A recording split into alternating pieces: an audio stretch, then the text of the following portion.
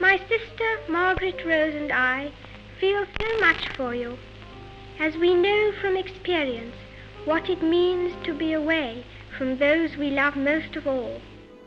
I declare before you all that my whole life, whether it be long or short, shall be devoted to your service and to the service of our great imperial family to which we all belong. Happy Christmas. It's inevitable that I should seem a rather remote figure to many of you, a successor to the kings and queens of history, someone whose face may be familiar in newspapers and films, but who never really touches your personal lives. But now, at least for a few minutes, I welcome you to the peace of my own home. 1992 is not a year on which I shall look back with undiluted pleasure.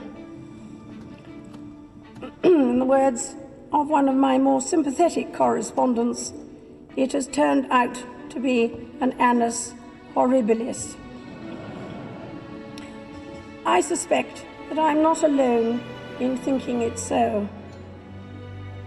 Indeed, I suspect that there are very few people or institutions unaffected by these last months of worldwide turmoil and uncertainty. Since last Sunday's dreadful news, we have seen throughout Britain and around the world an overwhelming expression of sadness at Diana's death. We have all been trying in our different ways to cope. It is not easy to express a sense of loss, since the initial shock is often succeeded by a mixture of other feelings: disbelief, incomprehension, anger, and concern for those who remain. We have all felt those emotions in these last few days. So what I say to you now, as your Queen and as a grandmother, I say from my heart. First, I want to pay tribute to Diana myself. She was an exceptional and gifted human being. In good times and bad, she never lost her capacity to smile and laugh, nor to inspire others with her warmth and kindness. I admired and respected her for her energy and commitment to others, and especially for her devotion to her two boys. I, for one, believe there are lessons to be drawn from her life and from the extraordinary and moving reaction to her death. All too often, I fear Prince Philip has had to listen to me speaking.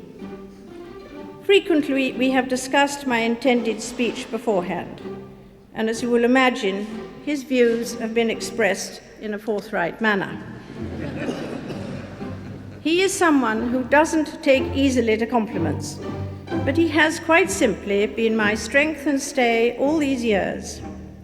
And I and his whole family, and this and many other countries, owe him a debt greater than he would ever claim, or we shall ever know.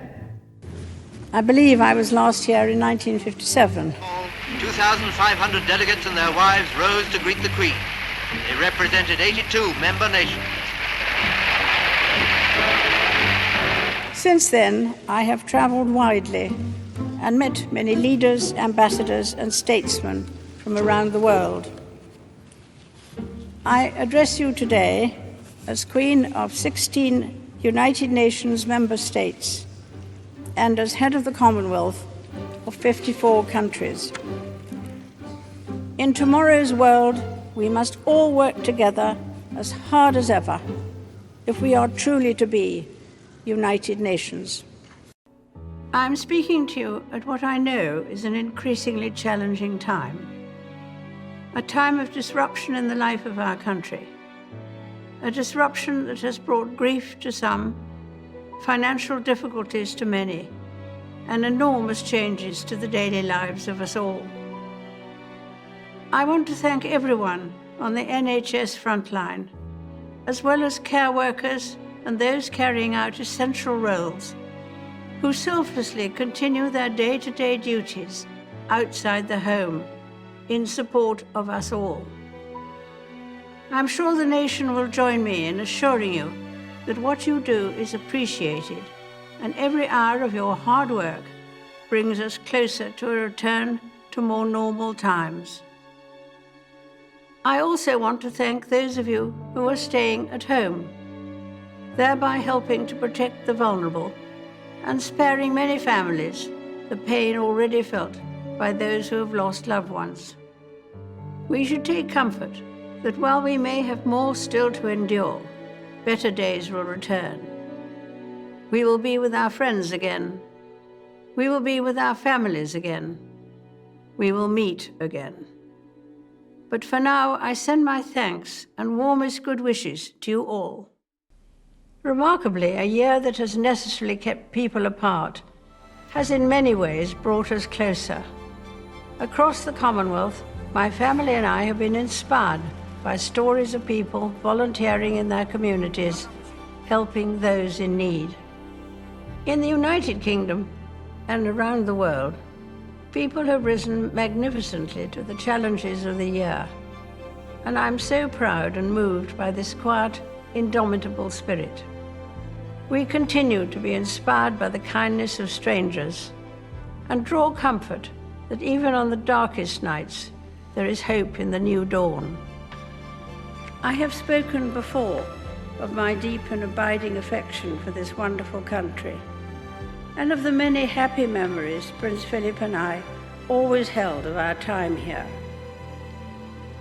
It is often said that it is the people that make a place, and there are few places where this is truer than in Scotland, as we have seen in recent times. We all know of the difficult circumstances that many people have encountered during the last 18 months.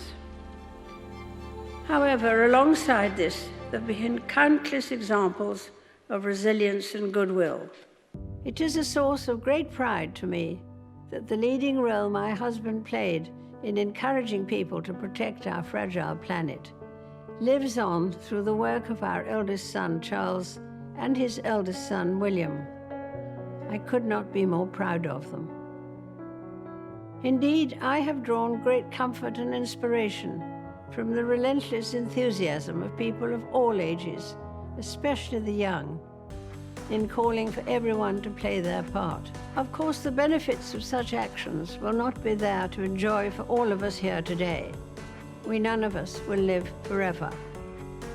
But we are doing this not for ourselves, but for our children and our children's children, and those who will follow in their footsteps.